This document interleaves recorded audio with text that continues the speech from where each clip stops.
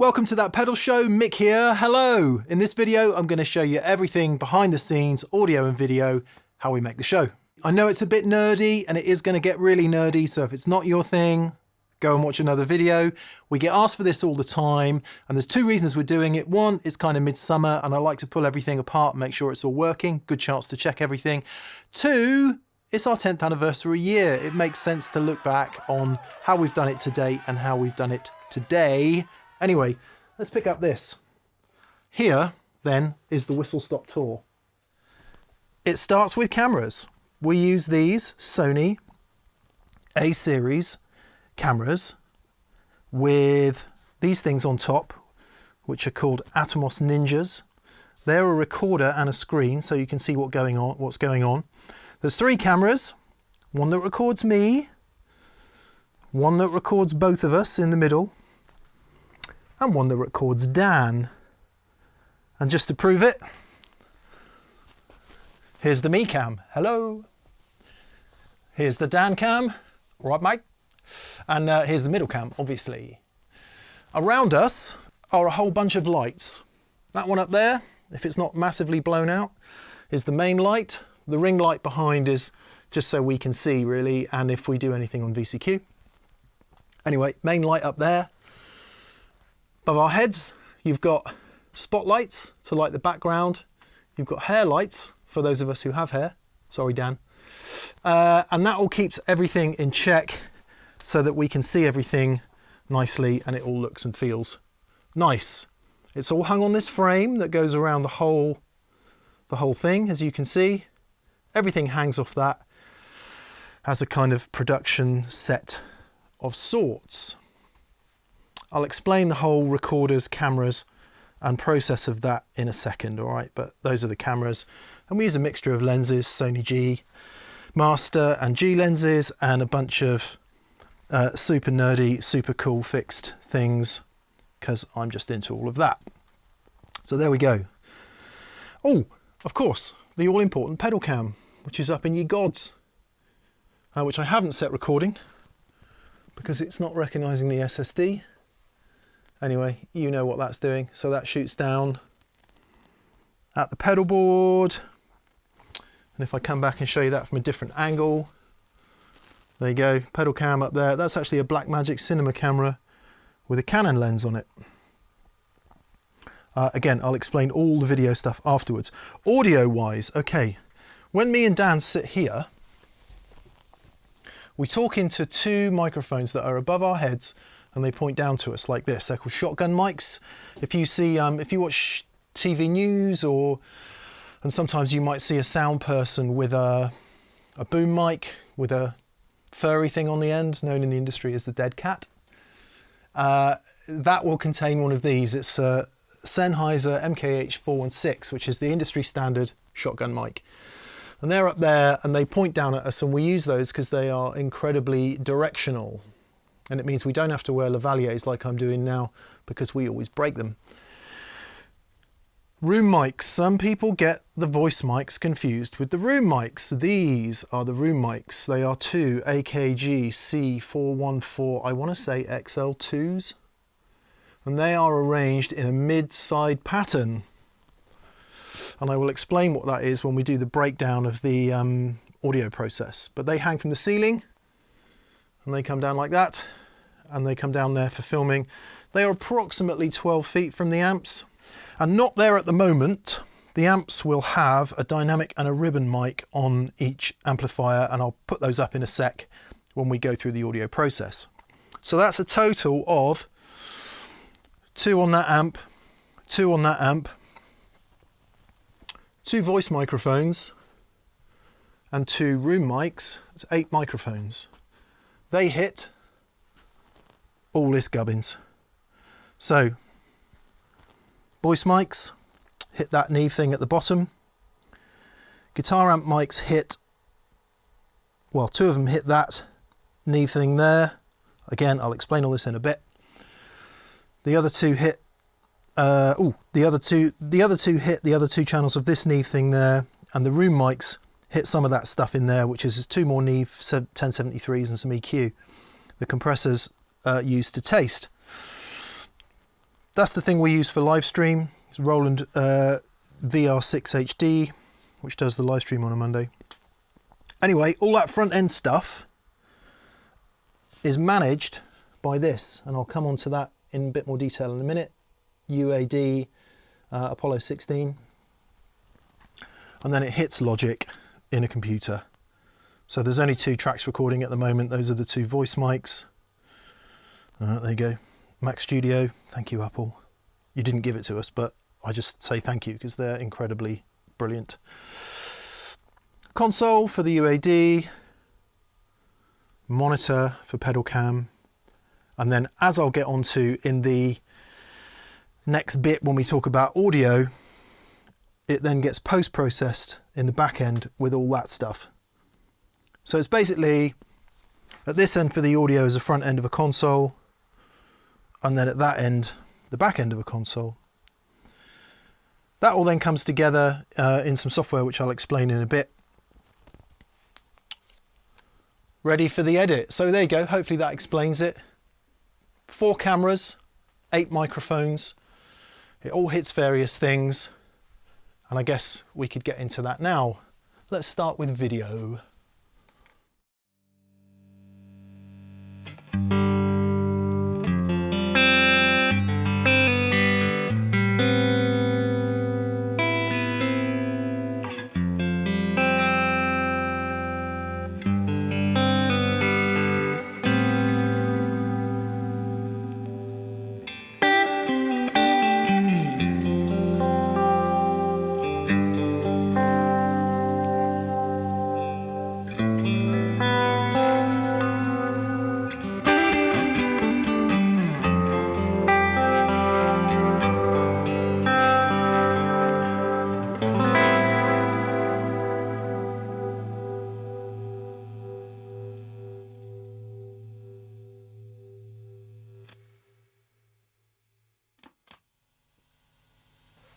Welcome to That Pedal Show, Mick here. You've guessed it, the way I'm going to explain the process is to make a video. I'm going to make a really short video and I'm going to talk you through my pedal board.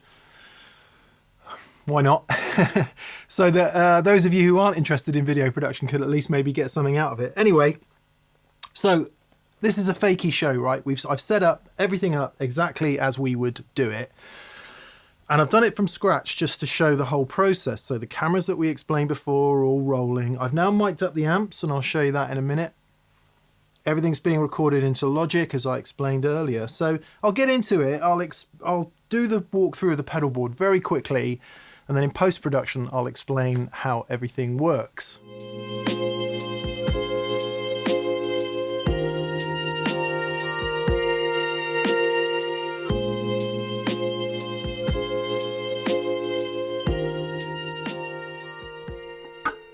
Right, here's what's happens next.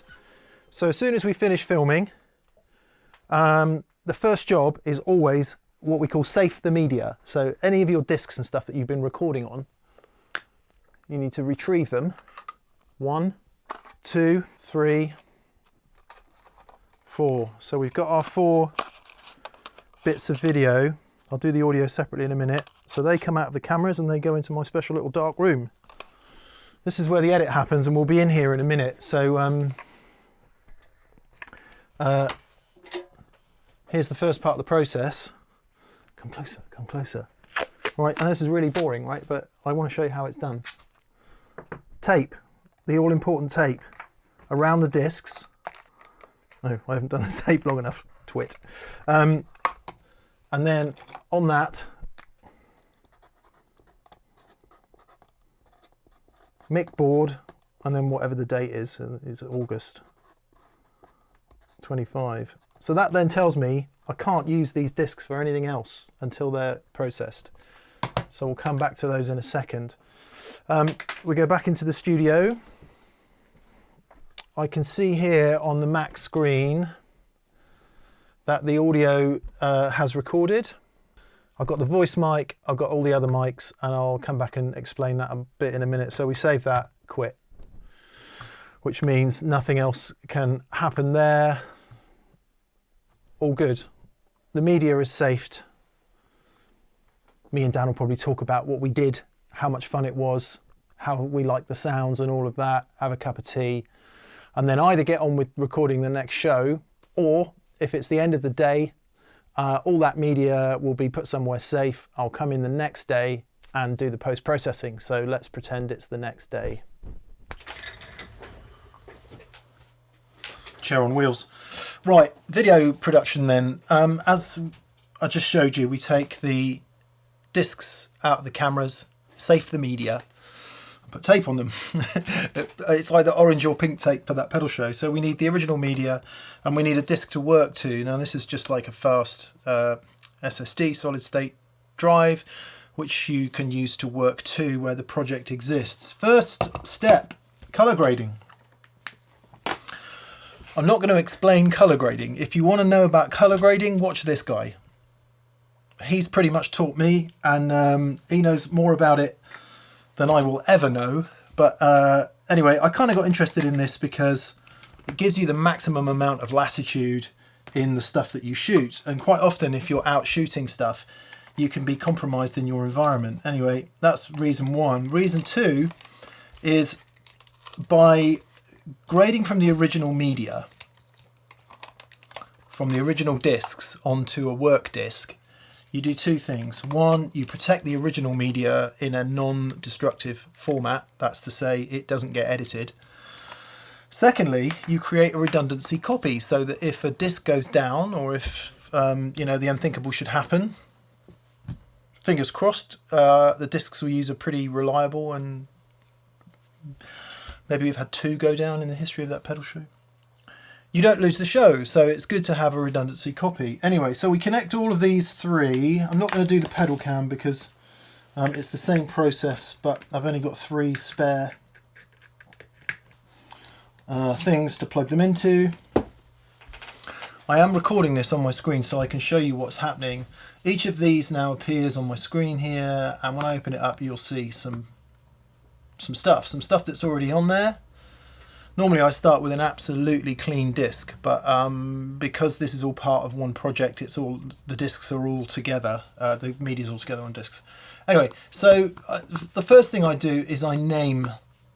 It's really important to name your clips so that you know what you're dealing with. So we'll call this TPS, it's behind the scenes, and I'm going to call it main cam 2 because it is. Similarly, I'll do that on my other 2 things.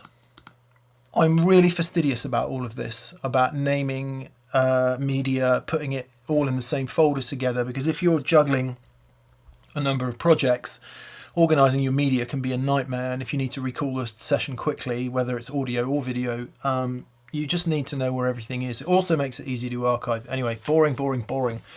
So I've named all those files. Do the color grading in a program called DaVinci Resolve by Blackmagic Design, who also make cameras and all kinds of things, but don't really know anything about them, only that everyone uses it, a bit like Pro Tools or Logic. So I'll open up my project, and this is the same as working with any video stuff. It might get slightly confusing because I've got 2 screens and I'm only recording one of them. Also, I've got a light pointed right in my face, so my screens look really dark and quite hard to see. So I might just revisit this after I've explained how it's done. So we bring a media in. So main cam 2. Now it comes in with 4 lots of audio on it because that's what comes off the recorders, and we don't need all of that. We only need 1. What I should do is reset the recorders to not require that, or to not record it. But anyway, we only need 1 of the audio files. I will say that there are a lot of things in this whole process from start to finish, audio and video, that might seem surplus to requirements, might seem like overdoing it. Well, number 1, you wouldn't expect anything else from me. But secondly, having a process is also kind of a checklist, and in some ways a fail-safe, because you do the same thing every time. You spot the errors earlier, and it's always good to spot the errors early rather than further down the line. So I think whatever your process is, it's good to repeat that process, and I enjoy doing that because changing the process usually means you miss things. So that's why I do that. So as I say, we'll bring all this media in. Slightly laborious. I know it's slightly laborious. And now our next job is we need to line these two clips up because they weren't started and stopped at exactly the same time. And don't bother to use time code. I mean, we should perhaps use time code, but it's just one of those other things that I don't do. So anyway, we'll line them up by ear, and I'll use the audio from the two tracks. I mean, you can see it if I stretch it out like this. You can see when they're in sync, but actually it's not until you listen to the voices that you can really hear if they are or not. The maximum you can move any of these clips by is 1 frame, and we shoot at 25 frames a second. So that's RF, right? That's the single coil pickups picking up all the noise in the room from lights, computer monitors and all that. So if you ever see down... So you can detect a slight delay on that, so we'll pull this one back. Venus, I kind of is gainier. So where I think of maybe... Yeah, I'm going to stick there. You can't move any more than 1 frame forward or backwards. Maybe you can, but I don't know how to do it. You're not going to notice half a frame at 25 frames a second once that audio's gone, because remember, this is just scratch audio. It's not going to go anywhere near the final project. And then we'll just bring in my camera. There will be key commands for all of these things, which an experienced editor would do like way quicker than I'm doing it. But as I said, once you've got your process, I like to stick to it. Great, that's lined up.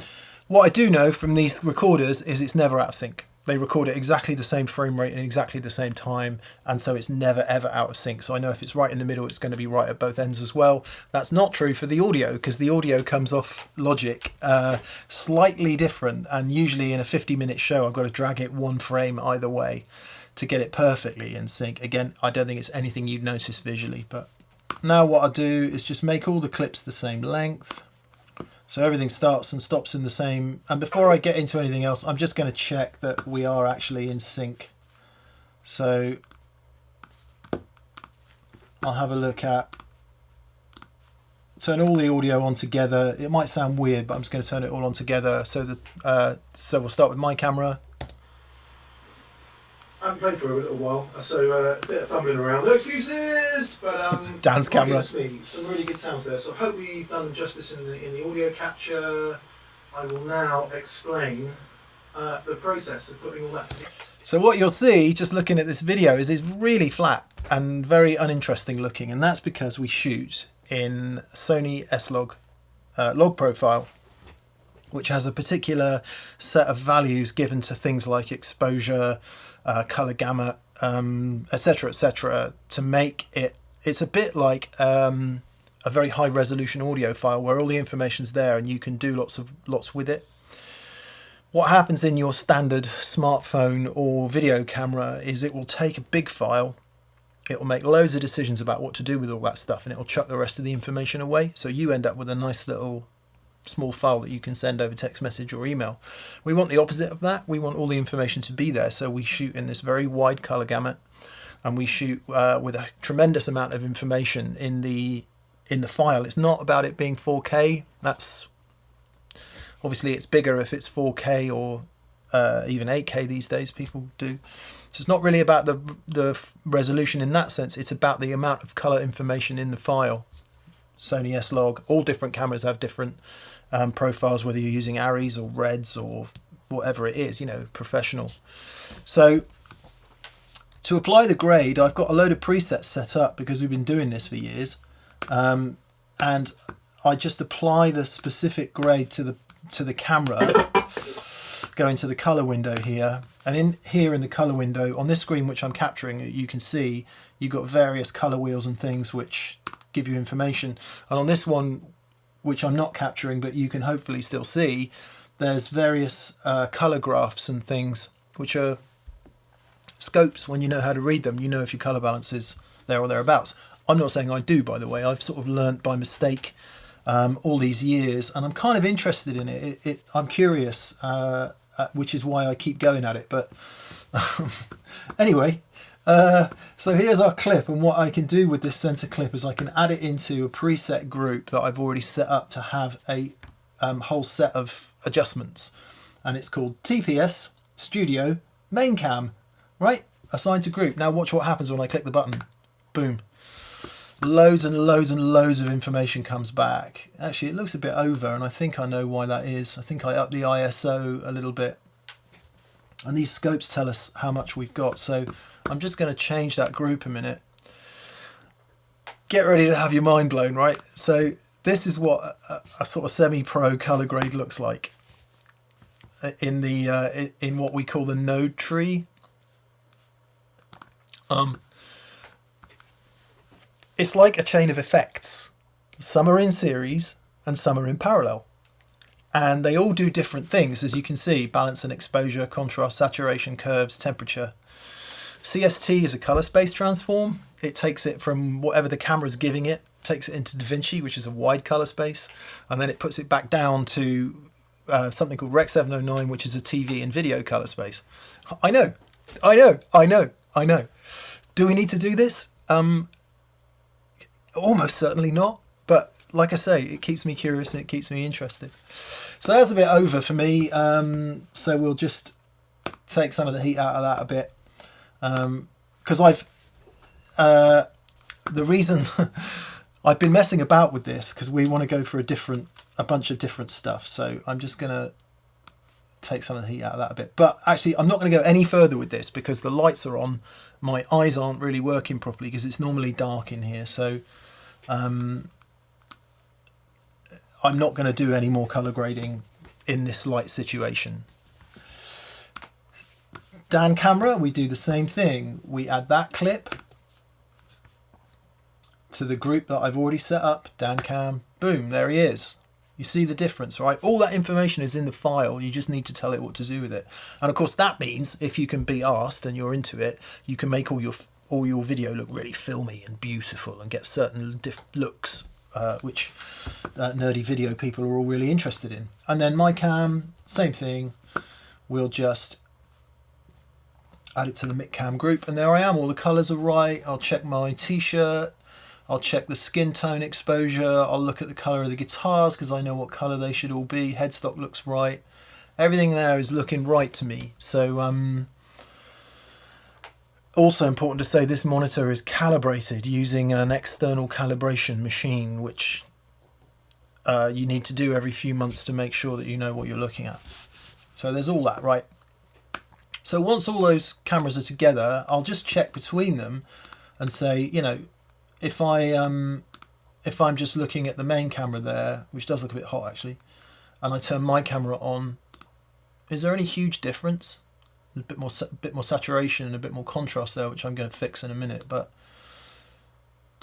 And I'll just check those back and forward. Once that's done, we then go to the output window. You select which camera you want to output.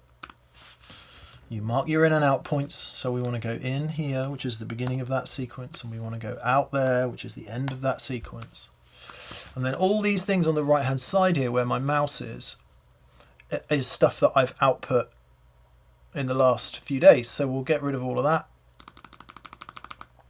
And it's then a case of simply telling the machine what codec to use, what format to use, some other information, the size of the file and all of that, and then hit output, and then that outputs to this disk on the desk here, our working disk, which is what I'll edit from.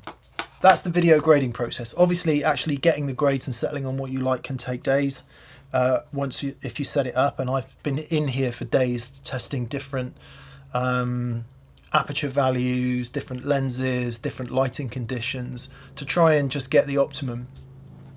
Again, do we need to do all this? No, it'd probably be fine just off a camera, but as you know, that's not really good enough. It's not good enough.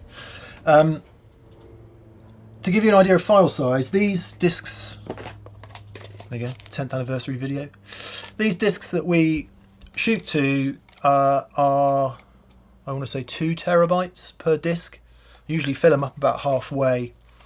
So from a day's shooting, is going to be about 2 terabytes of media in total. Something like that. 2 terrible bytes, as I call them. We can't keep all of that media. That's crazy. By the time it's graded from one of these files, like a 50-minute video is going to be about 200 gigabytes, 250 gigabytes, something like that. So 4 cameras, that's a terabyte of media per show, just in video. Audio's actually negligible, but anyway. So you got about a terabyte of media. Once the show is edited, output and published on YouTube, and we know it's all good, I ditch the original media. These get formatted and cleaned off for the next go, and we archive the original edit, the original audio, and some other stuff, but we don't keep loads and loads of video. There you go. That is the video grading process. We'll come on to audio in a moment. Welcome to Audio Land. It might seem a bit excessive to have 2 lots of computers and monitors and everything, but the fact of the matter is, certainly while production is happening, both of these computers are hoofing all the time. They're outputting audio, they're outputting video in the case of the other computer, so they are working a lot, and it enables me to work at one and have the other computer doing something, doing some data processing, because we do process a lot of data. Okay, the audio process. Right, I'll say right at the start. This is the way we do it, and this is the way I do it. There's a million other ways you could do it, and there's other choices you could make all the way along, because in any audio production, it's always a creative choice, right?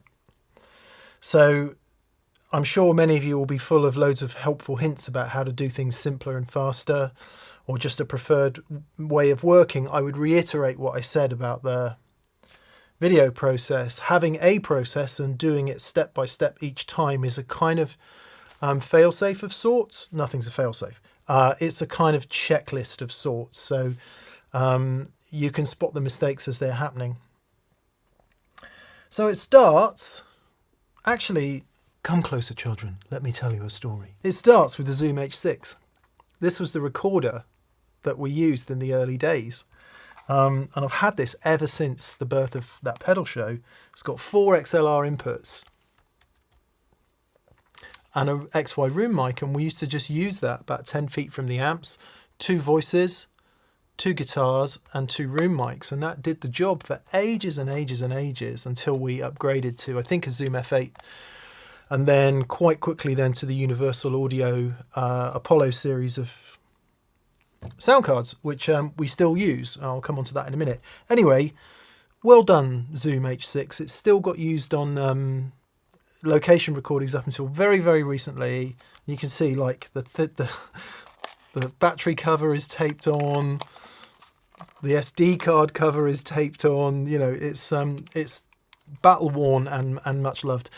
I replaced it very recently with a Zoom F6, which is doing the recording today. So I'll show you that in a separate thing, because it's also kind of set up and it's recording my voice. It's also recording what's coming out of the computer. But Zoom, thank you for the handy recorders. They're just brilliant, brilliant. I still don't understand 32-bit float, but maybe that's for another day. Okay, messing with the space-time continuum. I'm going to cut this in. I brought some stuff home to do the edit at home, or at least finish the edit at home. And I've realised there's a big part of the audio process and the audio evolution that I haven't really talked about, and it's quite important because it marks the move from the Zoom handy recorders and small, you know, the F8 that I mentioned earlier, using those as the primary recording medium, to the professional level audio interfaces. And that, and also of course the 500 series recording gear and the rack recording gear. And that involves primarily 3 people. Tom Waterman from Universal Audio, and Tom came into an early session, and it might have even been with Joey Landreth, because we knew we had to up our game in, and Tom brought some Apollos in and helped us record that day on one of the first Joey shows, if I remember correctly. And having struggled a little bit with input gain from microphones and really loud amplifiers to small recorders, I was just blown away at what the Apollos could achieve. So Tom helped us acquire a couple of 8Ps, and then that became the standard sort of audio interface world. And then we met Gareth Johnson, and Gareth Johnson is from Standalone Productions, and he also makes the Love Bomb. And Gareth is a mega engineer, producer, mixer, musician. He's just he's a force of nature, Gareth. And following loads and loads of conversations with Tom on the phone about, I can't get the input gain right. I can't, just learning all this basic stuff about recording. We then bump into Gareth, who was also a friend of Tom's. And we bumped into Gareth at the Metropolis recording complex. The boss were doing a day there, like I don't know, some sort of press or media day, and Dan and I were there. And Gareth just said, "Oh, are you the guys from that pedal show?" And he showed us his studio. And in Gareth's studio, oh my God, he's got all that stuff you only ever see as plugins, or I'd only ever really seen as plugins. He's got the real thing, so Peltec EQs, all the Neve things you can imagine, all that really famous Shadow Hills compressors, and oh my God, and Gareth played Dan and I some stuff that day, and I was forever changed. I was like, oh, that's what high-end analog gear sounds like. And that then set me on a path anyway, to going, okay, this is the way to do it. We're going to go analog, and we're going to have analog front and back end. Not that I really knew what that meant at that time. In comes Angelo Mazzocco. I hope I've said that right, Angelo, from Meris. And we'd had a conversation with Meris about various things over the years. And Meris make a 440, what's called a 440 preamp, which is a 500 series pre, but it's sort of leaned towards guitar because it's got this amazing, I say amazing, it's got an effects loop in it. If you've used outboard gear, 500 series gear, rack gear, you'll know that interfacing other stuff with that can be a pain with routing. Right on the front panel there of the 440 is a send and return for effects, so it's kind of geared to guitar. You can use it for anything, but it's geared towards guitar, and it's got a couple of very simple to understand EQ presets which really favour guitar. So we acquired a couple of those, and that became the core of the guitar sound for the longest time, when we were only using one mic on each amp into the Apollo, and for a long time that was the core of the sound. I am going to put the Meris pre's back in the system. I'd taken them out because I used them for some location stuff that I did, and hand on heart, there is a bit of sort of flexing bias, whatever, about using stuff like Neve and API. Gareth also lent us some API stuff, and it's like, oh my God, this is just a different world. Anyway, which is not to slight the Meris, because they sound fantastic, and I am actually going to put them back in the system to do a slightly different job. So I just wanted to reflect on that, to give those three people the shout that they deserve, because they were all instrumental in us moving forward significantly with our audio processes. Gareth and Tom in particular have just been invaluable help with advice and all that stuff. So to not mention them would be completely wrong. And that's really what took us from that, going from a standard field recorder, which is fine, it does the job, to a very more serious professional level recording thing. After that, we visited Neve. I heard the 8816 summing mixer, and I'm just finished. And now when I browse reverb.com, I'm usually not looking at secondhand strats and Two Rocks and things. I'm looking at used studio gear, because it's just completely captured my imagination, and hearing the differences has been life-changing. Anyway, back to the program. Right, what did we do earlier? We recorded a bit of me playing my pedalboard. That was it, wasn't it? So I'll open up the Logic project, and maybe as I explain everything, I'll go around and film some details afterwards that I can cut in of the various bits of gear. So this window up here, which I'm not screen capturing, this is what's called console within the Universal Audio environment. And this is a sort of representation of the plugins, input lists, all the channels. We've got 16 in and 16 out, which I'll explain in a minute. And that's essential to the Universal Audio environment. We also use Luna, I should say. Everything I'm about to show you is Logic, Apple Logic. But we also use Luna for VCQ, and sometimes I use it for mixing. But we're using Logic today because I'm quicker on it. I would never say quick. All you audio pros out there, don't hate me, all right? So the thing we recorded earlier, is in this Logic project here. I've already done some outputs, as you can see. Keep everything in one project, just makes it easier. So we'll open up Logic, and what we'll see is all our tracks. I'll zoom in so that we're just seeing the bit that we want to see, which is kind of this. And this track window here is showing Mick voice. There you go. And you can see where it's massively clipped is where I play the guitar, and these much lower waveforms here are me speaking. This second track we don't worry about, that's where Dan is normally recorded, but I've processing my Lavalier mic in that channel just for the time being. And then we've got our 6 channels of guitar, as explained earlier. We've got 4 close mics and 2 room mics. So I'm just going to label them up now. And I happen to know that mic 1, because of the way it works via our multi-core and into our UAD X16, this channel, input 3, is recording the 2-rock ribbon. The next channel, because it's coming in to the Neve 1073 DPX, right, a stereo dual 2 channels of 1073 with EQ. So into that one, I'll be recording the Marshall ribbon. Input 3 is the 2-rock dynamic mic, which is a AKG D190E. I'll talk a little bit about mics in a minute. And then track 4 will be the Marshall dynamic mic, which today is a Austrian Audio OD5. I've deliberately used a bunch of different mics, right? Actually, to be fair, the Marshall ribbon isn't a Marshall ribbon. It's a Marshall condenser, or capacitor, to use the correct term. Any readers of Sound on Sound will know all about that. Hello, Sound on Sound. I love you. Quick aside on mics, we tend to use a ribbon and a dynamic on each close speaker because it will give you a mix. I'll explain that in a minute. But sometimes we'll use a full-on large diaphragm capacitor mic, and sometimes we'll use a phantom-powered dynamic. Sometimes we'll use a passive dynamic, and I've got all kinds here. We've got a ribbon, a passive dynamic, an active dynamic, and an active capacitor, large diaphragm capacitor mic, just to show you that you can use all kinds of mics. People get so het up about mics, and of course they're really important. What's more important is that you know the mic.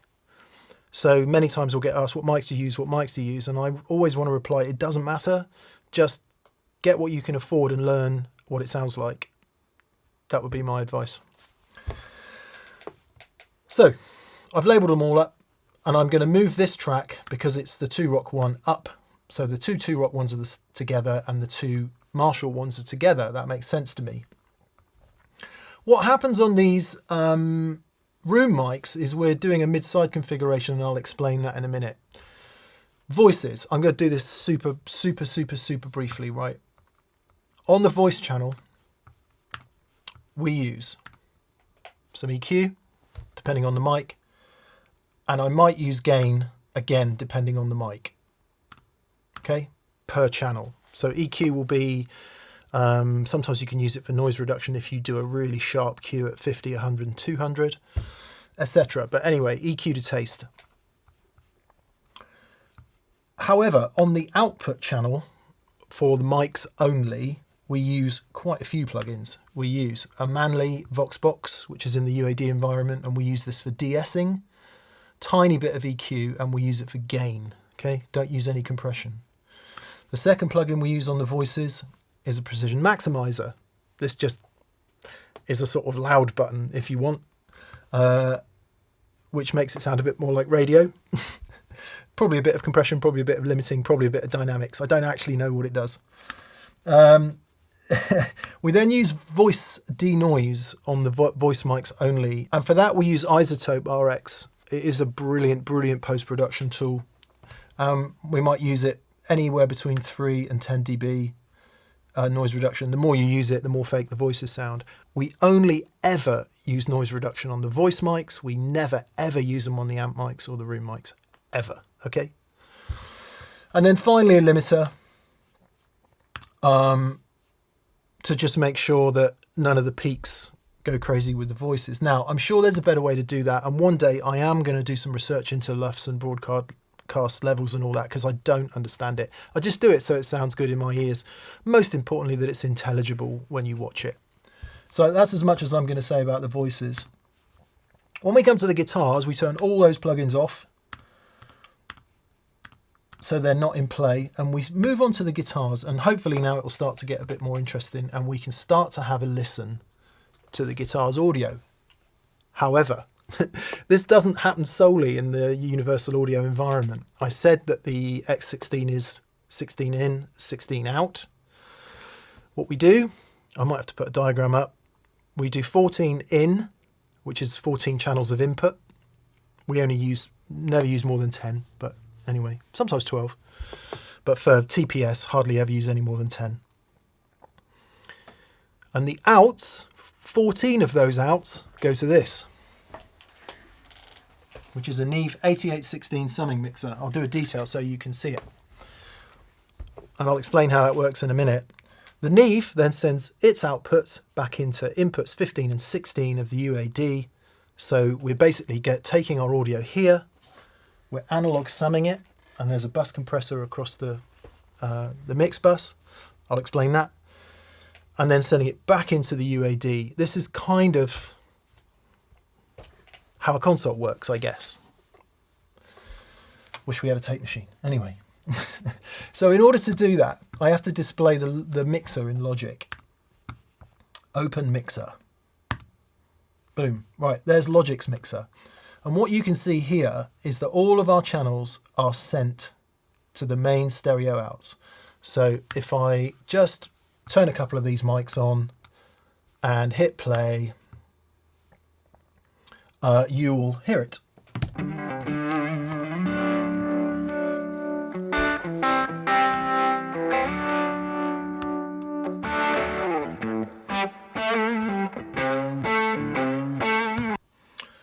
Recorded low, we do record low because, well, prefer to record low and make it louder than have any sort of digital clipping, even though we do get it sometimes.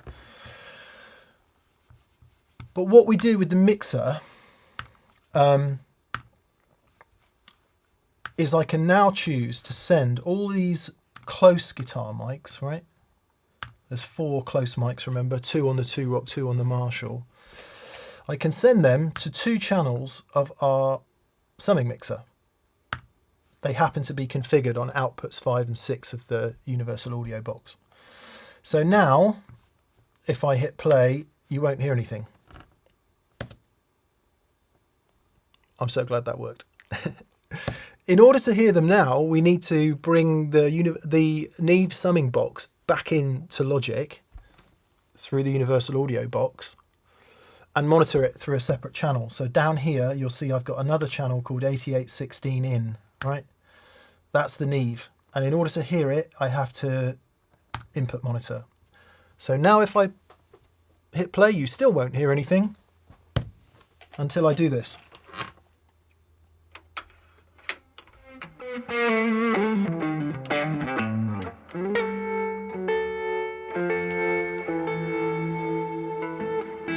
Actual faders, how cool is that?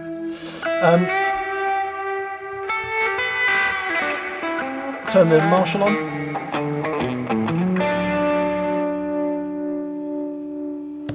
So now what's happening, all those close mics are being sent to channels 3 and 4 in this Neve summing mixer. They're going through all that analog circuitry and they're coming back into the UAD. I process the room mics separately, and I'll just talk about that briefly. So I said it was mid-side, right? Mid-side was invented ages ago. You Google it. It's a very early stereo technique. What you do, here's our 2 room mics, the mid and the side, okay? Room mid, room side. The mics have to be identical and they have to be capable of figure 8. The front one faces forward in a cardioid pattern. Okay, in front, picks up in front only. The bottom one, or it doesn't actually matter which way they go around, but the other one faces left and right and is configured to a figure 8 pickup pattern. What you do with the second one that's configured to the figure 8 is you duplicate it. Oh, hang on, got both tracks selected there. You duplicate it, you pan one right, you pan one left, and then you swap the phase on the second one, or on one of them. I do that via the gain plugin because I don't know how else to do it. And I'll just give you a listen to that a minute. So this is room mics only, right? Now, for the room mics, let's go back to our mixer. If this is boring, it's boring. It is boring, unless you're into it. You will have turned off by now if it's boring, but if you like this kind of thing, you'll find it scintillating. Remember how we sent our close mics to a stereo, well, a pair of channels in the Neve Sammy mixer? We're going to send our room mics to a different stereo pair. And I've got those on output 7 and 8. So you can see 4 close mics, outputs 5 and 6. 3 room mics now, remember, because we've got mid and 2 sides to a separate bunch of faders. And if I turn those all on, actually what I'm going to do is I'm going to turn them on without the phase inverted on the second mic. And what you'll hear is the three room mics together. And I've got those on these 2 faders here. So as I press play, I'll bring the faders up.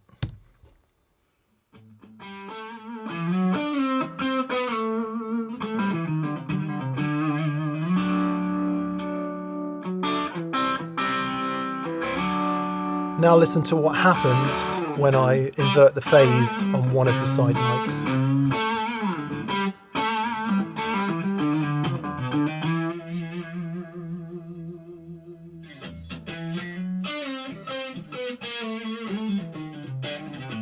Wide.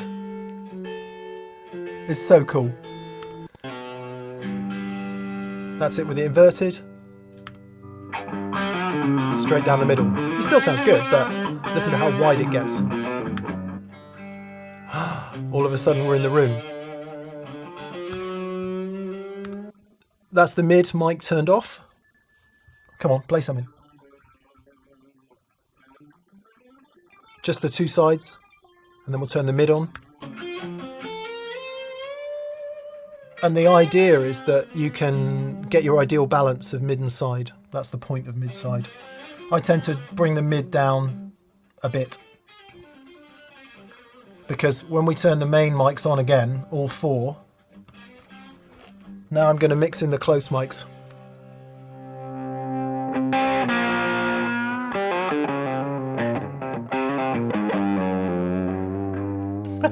Trying to find a key. So now that's all our mics, right? I haven't done a thing. Derek Johnson. I haven't done a thing. There's no EQ, right? There's no plugins. There's no EQ plugins. There's no preamp plugins. Everything is done front end.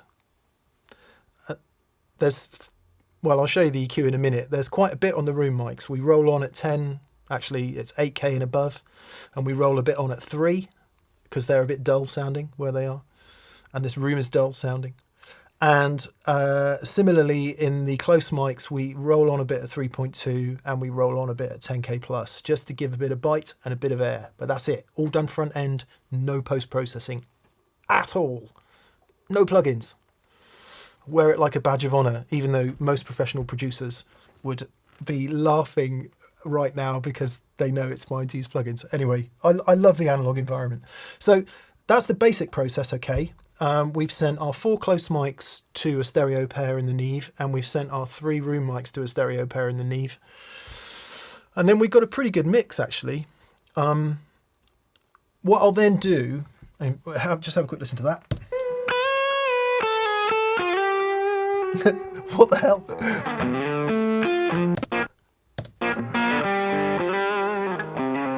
Here's all mics.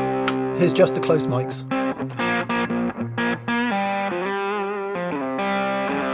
I'll put in some room mic.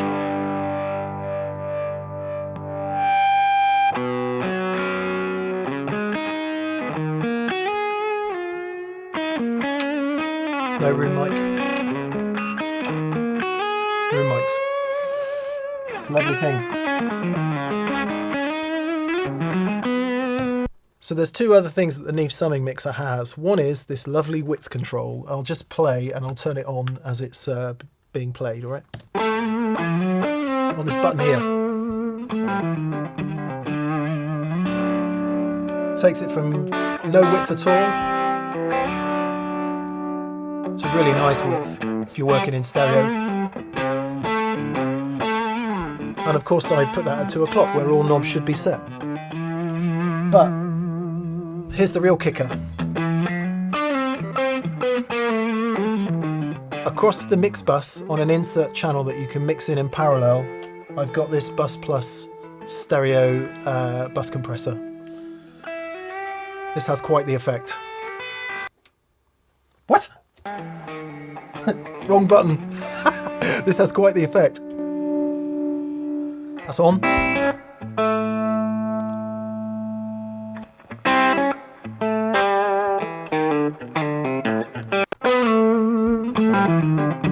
That's it on.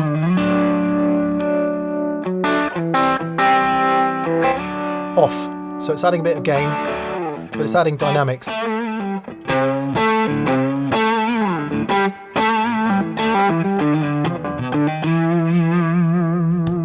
I'll do a sweep across it so you can see the settings we use, but it's not like we're not compressing the shit out of it or anything. And you might say, well, that's you're faking the sound up. I see it completely the other way. The whole point of all this analog gear is to put back what the recording process kind of loses, and some of that sense of weight, some of that sense of depth. And to my limited knowledge in recording, and I fully admit I'm no recording engineer, much less a producer, it just sounds better to me. It sounds better to do it in an analog environment, and I love it, and I love the tactile nature of it. You couldn't really work this way in a commercial studio because recalling mixes and stuff would be a nightmare, but seeing as we have a fixed environment and we're doing the same thing all the time, to have it set just to do that pedal show is super easy. So but I haven't really played with anything, that's just it, right? I've just turned everything on, and then we have this mix.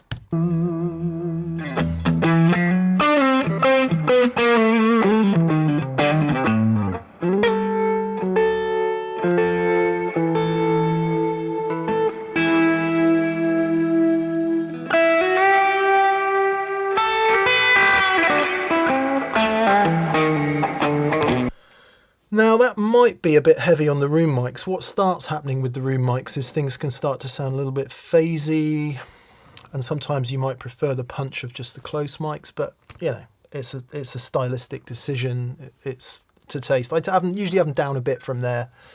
Now I'll stick on the 4 close mics, okay, into the Marshall and the 2-Rock, all 4 close mics.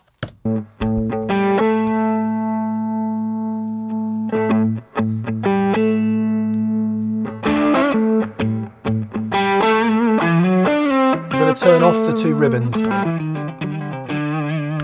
Sorry, 1 ribbon and 1 capacitor.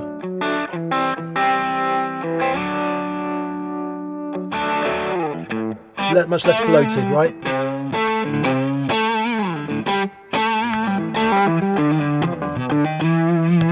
And really the reason for saying that is, if it does feel bloated and a bit mid-thick, you can just pull back on a couple of the mics to just get that mid-range sat where you want it. Millions of people have explained this before. It's by no means new information, but it is one great benefit of running 2 microphones on a cabinet. You can just balance them up so you like it. And there's no right or wrong, right? There's no right or wrong. It's just what you feel. And when you've been doing it for a long time, you get to trust what you feel and stop being forensic about it. Like, if you start spending ages and ages and ages and ages and doing loads and loads and loads of work, something's wrong. And you need to just stop and come back to it. So we have the great benefit of doing the same thing over and over and over again. So I can do it pretty quick these days. So let's just say we're going to pull that 2-Rock ribbon down 6 dB. We're going to pull the Marshall capacitor down 6 dB. Couple dBs on the on the dynamics. This is arbitrary, right? Don't do any panning. Straight down the middle, wet dry.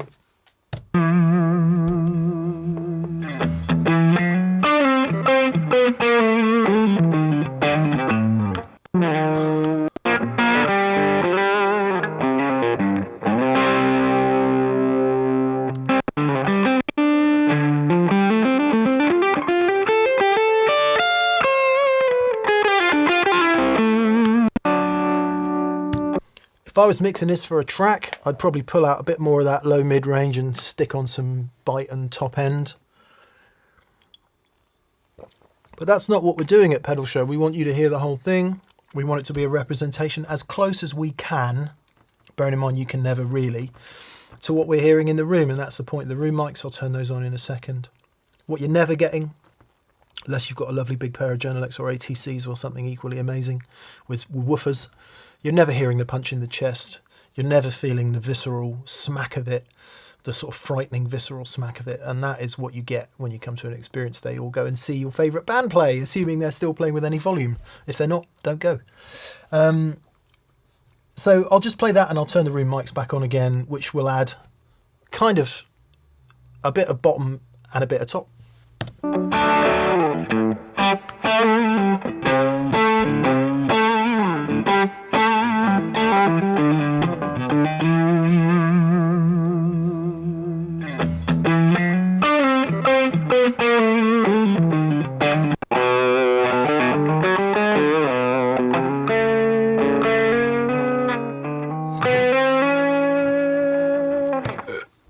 He's been on the whiskey. So if you found yourself in a need to fix something and you felt that wasn't really happening, I'm just going to, a very quick, super quick EQ thing. If I use an EQ plugin, it'll always be the FabFilter Pro Q3 or Pro Q4. I'll leave the room mics up, but we're just dealing with the 2-rock ribbon, right? And I'm going to add an EQ plugin. Okay, here it is. It's great. I'll just stick a couple of nodes in and give you an idea of what I'm talking about when I use terms, right? So when I talk about box, we're talking about 200 to 400 hertz.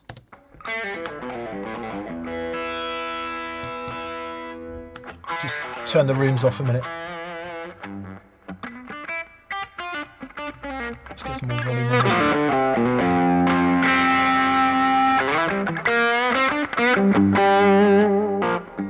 Box. Come on, play.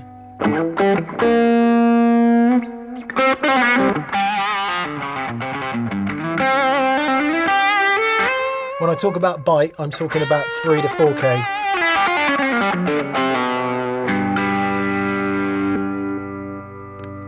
Come on.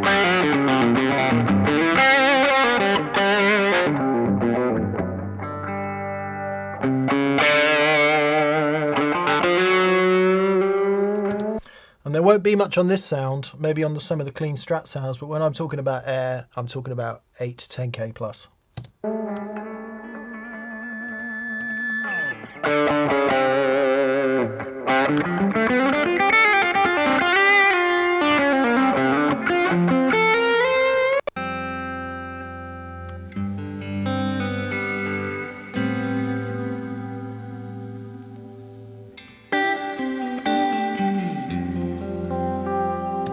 And what's interesting about that is there isn't much there of that through that ribbon. There is a bit. Thump, 4x12 thump, 80 to 100 hertz.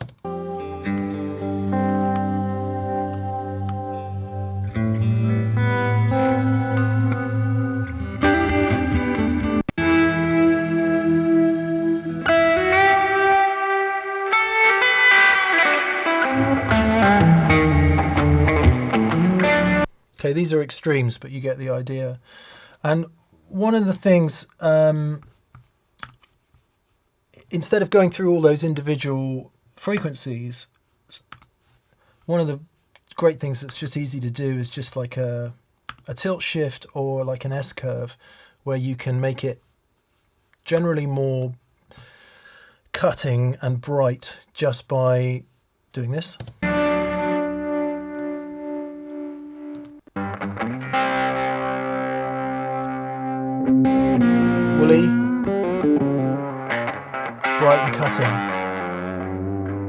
That can be a really quick fix to get a guitar to sit in a mix. Similarly, a more extreme version of that, just a straight tilt EQ, which is what the Sean Tubbs tilt means in his pedal, right?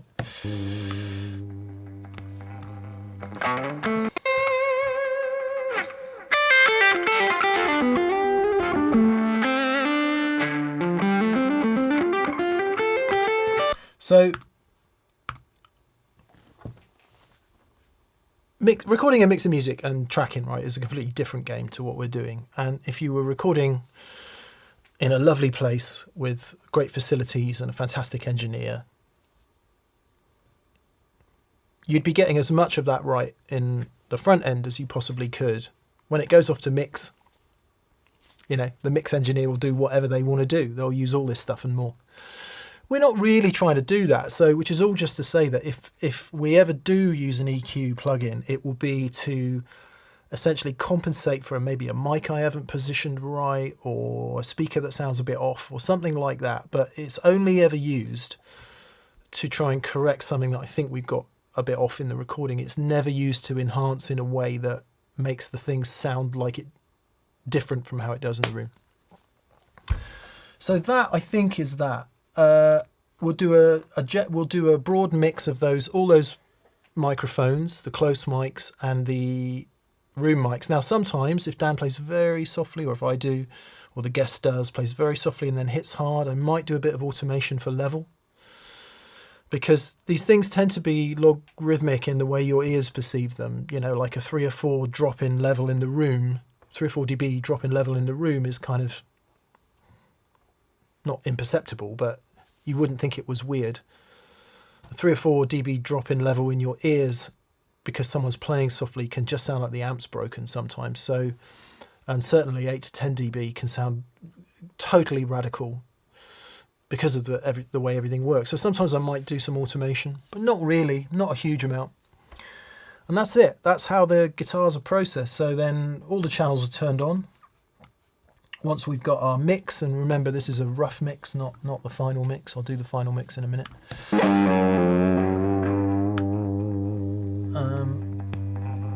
In fact, no I won't. I'm just going to output it as it is and we'll see how close we are. The guitars have to get output in real time, right? Because they're running out of the universal audio box into the Neve and the summing mixer across the mix bus and back into the UA. So that has to happen in real time. So that has to be done in real time. The voices, because it's got all those plugins on, doesn't go through the Neve. I used to put them through the Neve. They definitely sound better, but life is sometimes too short. They just get output offline as Logic calls it, with all the plugins on. And what you end up with are 2 stereo tracks, one for voices, one for guitars, and we'll deal with that when we get onto the edit. So I'll just show you what happens in the output then. I'm just going to output these as they are. Let's just find a loud bit and make sure we're okay for level.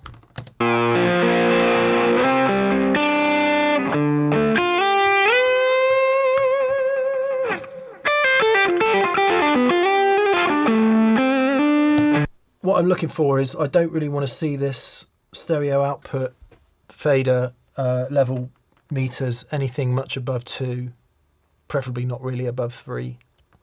So -4, -5, that's fine for guitars. Yeah.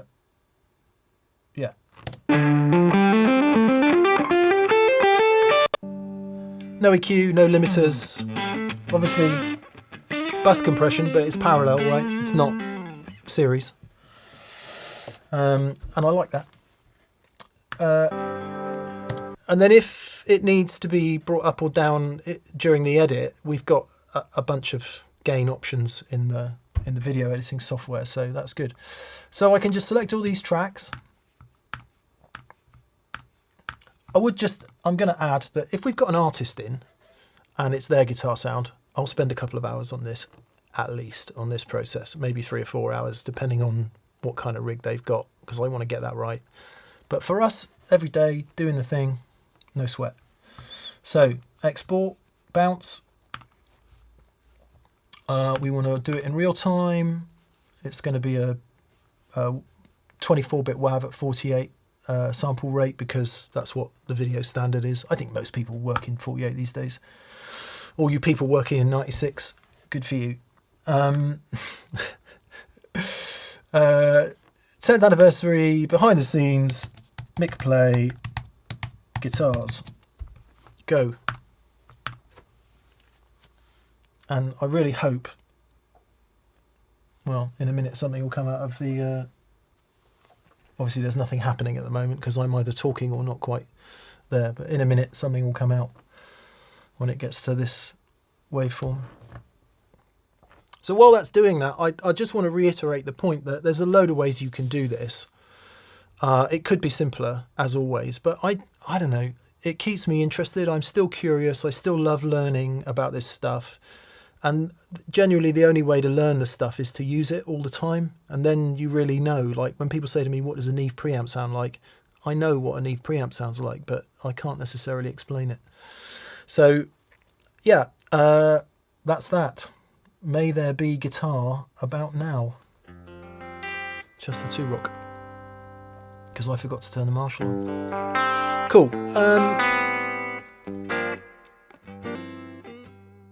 The last bit of shooting then is to do all the details, the pedal details, the amp details, and to do that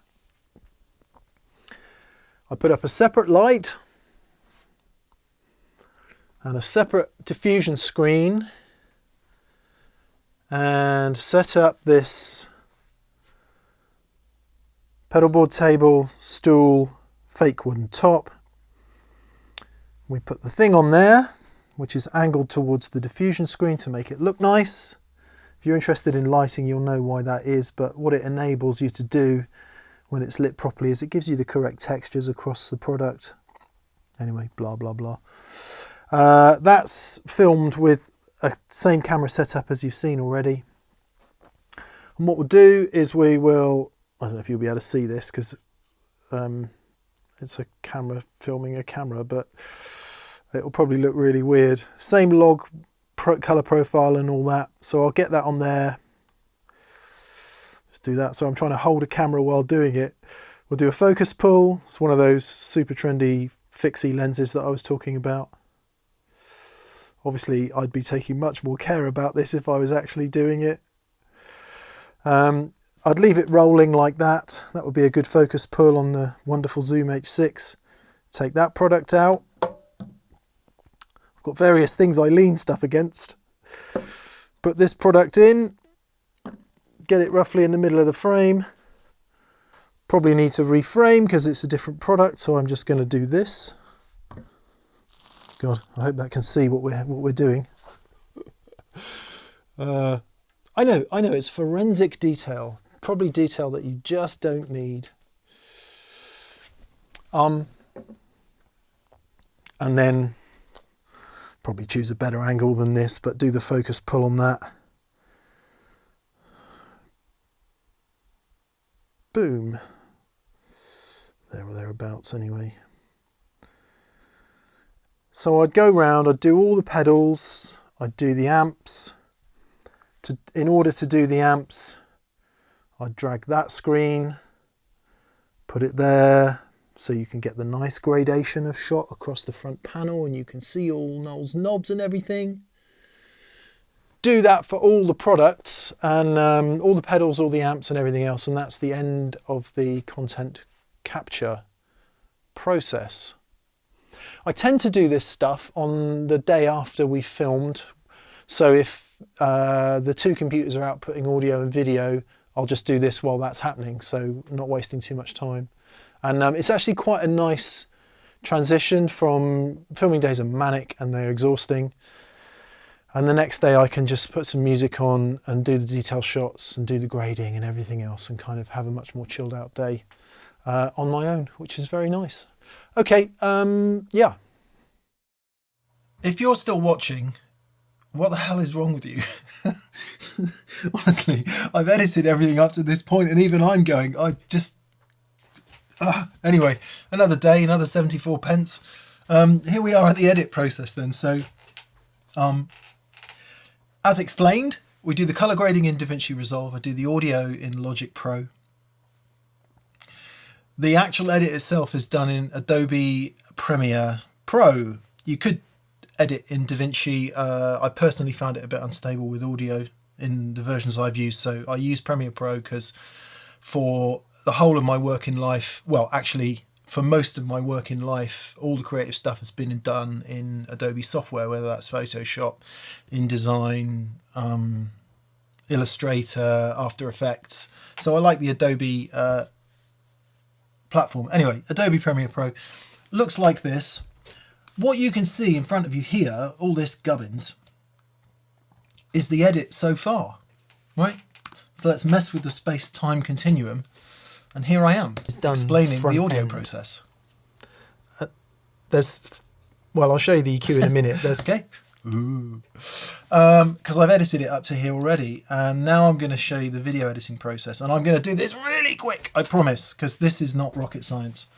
None of it's rocket science. Clearly none of it's rocket science. I am delirious at this point. Anyway, so again, there's loads of ways you can do it, and I'll just demonstrate with this bit of video here.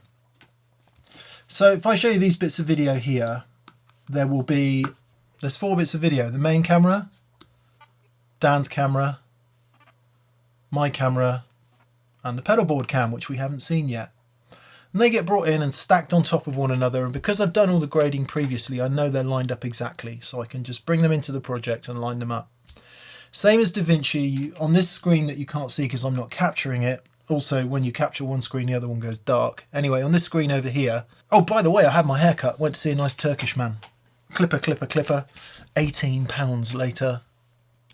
That's our asset list. So all the video and audio gets imported into like the project bin, if you like. All kinds of audio like sound effects. The 2 tracks of audio that I've exported, which are the voices and the guitars, both stereo files. You can see those represented here. Here are the voices. Here are the guitars. And then in addition to that, we've got various tools like bits of black video, all kinds of things that you might need. And then the video files themselves. So blah, blah, blah. They get dragged in, and then you can literally start editing. Here I am talking. might remember that the Hughes and Blah, blah, Kettner blah, rotor blah, blah. I sphere. point the headstock at the pedal board, so it makes sense to cut to the pedal board at that point. Going a bit closer. In the end, remember that the Hughes and Kettner rotor sphere was buried in the bottom of a 1x12 2. And it's simply that, just letting the video run and cutting between the cameras. Now, many editors will do something called multicam. So instead of seeing these different cameras as separate tracks, you would see it as one track. You can create what's called a multicam file and then use keys to select camera 1, 2, 3, 4. It's a lovely fast way of editing. I don't do it because I like to get every cut exactly right, and I've just done it like this forever, and this is how I do it. Could it be quicker? Yes. On that subject, how long does it take to edit a whole video? It takes, if it's just a lot of talking and not much pedal masking, which we'll do in a sec, it might take, say, 3 hours for a 1 hour video. If there's loads of pedal masking, it can take me 7 or 8 hours, and I'll explain the pedal masking now. So you know when you watch that pedal show video, when we cut to the pedalboard camera, let's say I'm talking about the Venus, okay, the Crazy Tube Circuit's Venus, and when I switch it on, so I'll bend down, switch it on either with the foot or with the hand, and in order that anyone watching can know what signal flow we're using, or at least what pedals are on very quickly and easily, we mask those pedals so they become brighter and everything goes back. And the way we do that, oh my God, this is so boring. We cut a piece of the pedalboard camera out, we duplicate. In between the two, we put a bit of black video that is at 97 or 96% opacity, so it's ever so slightly opaque. Can't see that yet because there's no mask. And on the top layer, on this piece of video that we've copied, we do something called a mask. place it over the Venus, drag it out to the right shape, and you can be really forensic with this using Beziers and things like that for those of you interested in this kind of thing. And then the appearance is it comes on, right? And then you repeat that process. If there's 2 or 3 other pedals on, you just add masks for them. Got it on wrong there. You just add masks for them. And then what I'll do is I'll start by having one clip which has got all of these masks on for every pedal. And then each time it comes to having to turn pedals on and off visually, I'll just simply turn the mask on and off in this screen here. You can also copy and paste those attributes. So if you cut between, like it cuts back to me and then back to the pedal board, you can just copy and paste so you don't have to do this every time, and that can become quite quick. That's the masking. Just to explain the difference between the audio tracks here, let me just make this a bit bigger so you can see. So we're in on a sequence. I've managed to put a mask on the main video. Let's take that off. We're in on the main sequence. If it looks weird to you, right, remember this is a screen capture of what I'm actually seeing, so I can't promise that that looks great to you, but anyway. Because it's a fairly low resolution screen capture. I'm talking. Let me just put my headphones on so I can hear. I'm talking to either juice other pedals or just give me a bit of a lift. There I am. I'll always keep an eye on the audio meter. Sometimes I'll use a bit of extra compression or EQ on this audio, voice audio, if I don't feel like it's punchy enough or intelligible enough for whatever reason. There's no effects, EQ or anything else put on the guitar tracks ever. Okay, they are exactly as they get output. So I'm talking. Oh, I do seem to have a de-esser on there for some reason, probably because there was some, I'm using all kinds of different lavaliers and shotgun mics for other parts of this video. So anyway, forget that for a second. I'm talking. And as you can see by these waveforms here, around here, the guitar starts and the voice stops. If I don't make any changes to these 2 audio tracks, listen to what happens. As the first gain stage to either juice other pedals or just give me a bit of a lift, especially with single coils.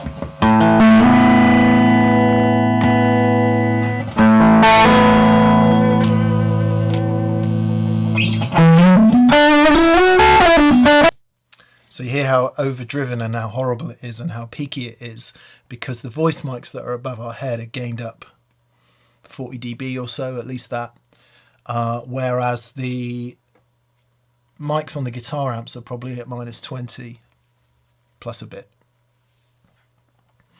So depending on the mic and depending on everything else in the preamp chain. So take that as read. But there's a huge difference in between how loud the voice mics and the guitar mics are set. So what we do, as I start talking or Dan starts talking, we drag the voice mics down and we push the guitar mics up.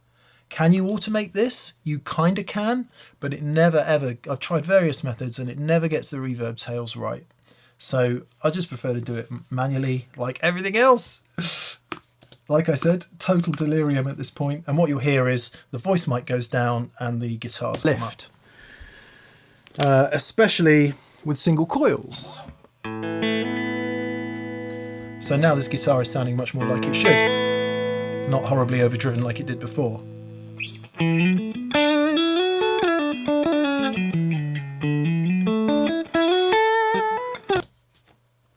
For whatever that is. So you literally go through the whole video, however long it might be, make all those cuts, cut between the 4 cameras, put the audio up and down, do the masking, and then in addition to the masking, obviously there'll be a caption to say the signal flow, add those captions in, which is just done here in one of the panels. You can just drag the caption on, make it say what you want it to say. So we might say to rock overdrive guitar. Put that in the font that we use, which is called Robinson Regular. Drag it to the relevant point on screen. Now you can set up presets for all of this, and once you've done a couple with that, you can just copy and paste. So if I want to, you know, that caption is currently there. If I want to move it here, I can just copy and paste. So you can start working a bit more quickly once you get going. And what I would say about editing is a bit like anything. I don't know if any of you do anything like this in your own life, but whatever it is you do, I find with editing, I need to sort of come into land with it. It takes me kind of 20 minutes to go, right, I'm going to find my pace here. And then once I'm in and I can go. And then I need to be left alone. And then I can be really efficient with the workflow. If I have got to come in and out of it because the phone's going or whatever, so phone off always, just phone off and out of the room. And if you're able to tell the people around you, I'll be available at 3 p.m. Email off, all distractions off, because coming in and out of the brain space of the edit costs you hours and hours and hours of time. There you go. That's me being boring and serious again. So there you go. That's the edit process. There's not much more that needs to be explained. Now, in a professional capacity in TV or film, all that grading stuff, that won't necessarily happen before you start editing. And it actually, in most cases, it happens after you've finished editing. But in modern workflows where everything is kind of networked and over Ethernet and all of that, it might be happening while you're editing, because you'll be using something called proxy files, which are delivered as low resolution files of the real thing while the colorists are doing their job. So all this thing is happening in tandem at some point at the end where someone will bring it all together. We don't have the luxury of all of that. So because we work in a fixed environment, because there's not too much difference in the lighting conditions or anything else, it makes sense to me anyway to grade first and then edit. And that seems to be a fairly sensible workflow. Massive thank you to Simon Whitehead, who used to edit. When we first started off, I did all the edits and then it got too much. Simon then came in and helped us produce the show and did most of the edits. After that, I think Fraser might have done a couple of edits. Fraser Latimer, who came in to help us predominantly with audio. And after that, Haydn Stevens, Lord Hades of Hadeshire, came in to help us do some stuff. But what we learned through COVID and what we've learned through the ever increasing ability of tech is that it's not, well, for the size of business that TPS is, it's not really economic to pay someone else to do it at this point. We're not big enough business for that. And secondly, I love doing it. So I'm a bit of a control freak, as you can probably gather. And just to reiterate a couple of things I've said before, you know, really serious audio professionals and video professionals probably do it in half the time and probably use completely different workflow, but that is what it is. So that's the video. Once you get to the end of an edit and it looks kind of something like this, burn in the little logo, which is another video file that goes in all the way across the top, and output. And it gets output as an MP4 file that YouTube likes, or we think YouTube likes. It's always hard to tell. 4K output, and for a 1 hour video, that would be about 25 gigabytes, something like that. Gets uploaded to YouTube. Bosh, that's it. That's the edit process. That seemed quick, but it's not that complicated once you've done all the pre-production work properly. Is it? I don't know. Like I said, it's Sunday. I'm a bit delirious. All right then, bit of respite for you. This is across the road. We call this the common room, and this is where experience days happen. So it's funded pretty much by experience days. And it enables us to have this lovely space where we can welcome lovely friends to come and do experience days. There's the tree of discontent. And we can all congregate here and have a very nice day together. We go in the live room as well, obviously. Anyway, this is where Dan builds all the pedalboards, for shows and stuff. So before we film, Dan will work there and put things together. I'll just spin around so you can see the lovely common room. There's my my bass cab there, which I've just dumped in here because I'm lazy. And then in here we have another space, and we call this the vlog room, which you may recognize from some shows, and also Dan does a bit of filming in here as well. Sometimes if we have a freelance editor in, they can work here as well, which is great. The gem is banished here, obviously. Sorry, gem people. Yeah, so this is a really nice space to work. It's a very bright day today, so I don't know quite what this camera is going to be doing. Bit of surgery going on with speakers and amps there. But it's just lovely to have this extra space to work in. And yeah, I always said when we were at magazines, you had a certain sort of cubic footage per person, and it wasn't the most creative thing you could ever do. So to come here and have this lovely space, thank you Experience Days, makes a huge difference. Yeah, and guess what? When we went to see John Ackenbach, he did us some pictures of some things you might recognise. Who are those dudes? Anyway, so yeah, that's just a quick tour of what we call the vlog room, this room in here.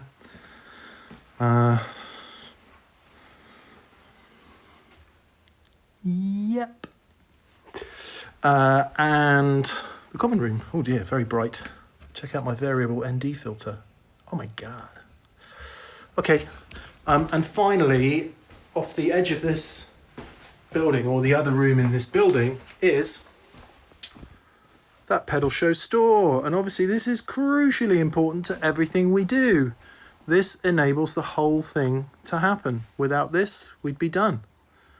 It wouldn't work. We are getting a bit of a kick in the balls at the moment with US shipping, but that's a different story. This is one of the favourite things in all of that pedal show. A machine that prints tape. Oh God, I really don't know what's going to be happening with the light here. More ND filter. Check this out. Oh, right. And it comes out, look, and it's got pedalboard stuff on it. How cool is that? So yeah, to everyone who has bought something from that pedal show store, thank you so much, because it is our main source of income and it keeps us alive. Catherine's not here today, but you can often find her there packing things ready to go on these shelves here to go out to the world. There's nothing on them today because we're actually on holiday. It's my summer vacation, which is why I'm here at work doing this. Anyway, okay, back to the other room. Okay, I hope that's interesting. If you're still watching this, you're obviously really interested in the process, and whether that's because you do your own thing, either a YouTube channel, or you want to make your own video, I hope you've picked up either a tip that you can use, or you've looked at something and gone, wow, what a massive waste of time. There's no way I'm going to do that. Either of those outcomes is a good thing. So yeah, if you picked up any workflow tips, that's great. For everyone who hasn't got this far in the video, they'll probably come back in about now, because we're going to play the video that I've made. And as that plays through, you can think about the processes that have happened to get us here. I'll say thanks at the end. Okay, so the pedalboard, it shrank to this in the end. Regular viewers might remember that the Hughes and Kettner rotosphere was buried in the bottom of a 1x12 2-rock combo. I've since taken that amp chassis out of that 1x12 combo and put it in a head form, so that is now homeless and sits anywhere I can get it. So that's a story for another day. Those of you might remember the Balladeer, the Kingsley Balladeer, that was a prototype. It's now in its production form, the Alexander, and I like it very much. And the rest of it is as it was. There are 3 very long videos on this that I've done before. Underneath, Rat's Nest. I feel so bad about burying Harmonious Monk underneath, but it's the only one I don't need to physically get to, and I just ran out of space on the board, so it's under there. Okay. I'm using 2 amps today. I'm using 2-Rock Classic Reverb Signature, interestingly enough, on a new 1x15 cab that I want to have a listen to.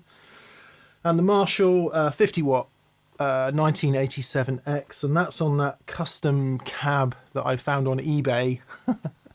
It was an old Brown Sound one, and in it are a Celestian G1265 and a WGS, I want to say ET65. So just 2 amps as normal, and together the 2 amps sound like this.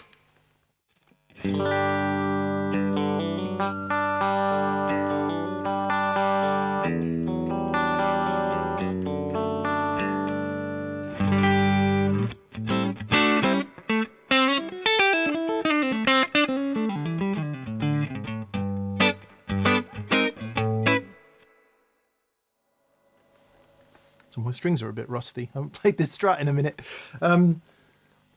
Excuses. Yeah, nice punch. Okay, let's start with the Argo then. So the Argo Boost Deluxe, as we know, is a boost and an octafuzz, and I use it most of the time in its boost setting as the first gain stage to either juice other pedals or just give me a bit of a lift, especially with single coils.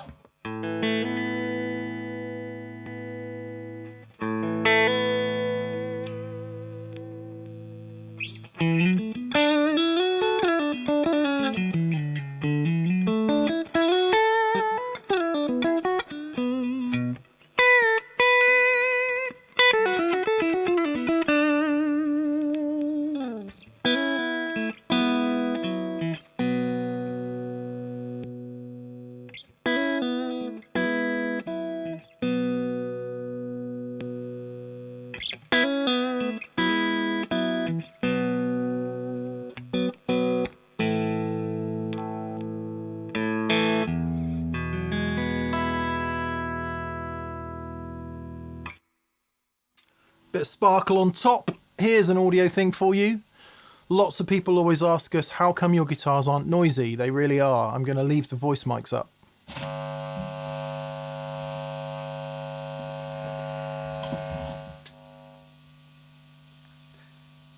So that's RF, right?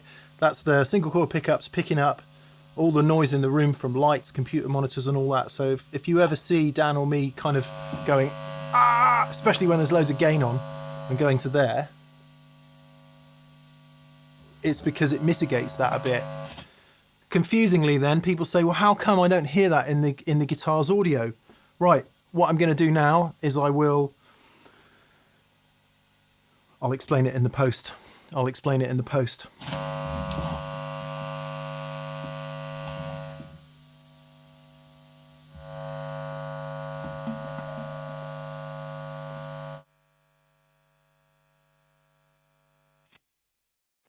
So that's the Argo. Alexander, I sort of use it not instead of a tube screamer, but in the job that a tube screamer would do in part. In this mode in the middle, it's kind of it's got a bit of a mid boost, but not a huge one. And then if you put that mode switch over to the right, which I'll do, it gets fairly MIDI in.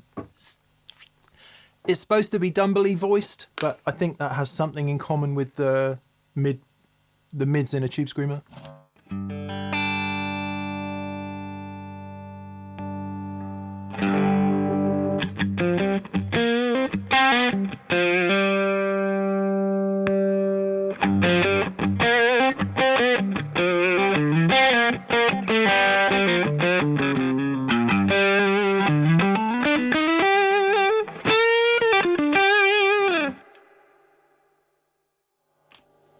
Hear that a bit more with some humbuckers in a sec. Venus, I kind of is gainier. So where I think of maybe Alexander as I don't want to say blues, but there's a bit of blues in my head when I think about it. The Venus, I think more rock. Not that I'm ever very rocky, but slightly more dipped mids and a bit more gain.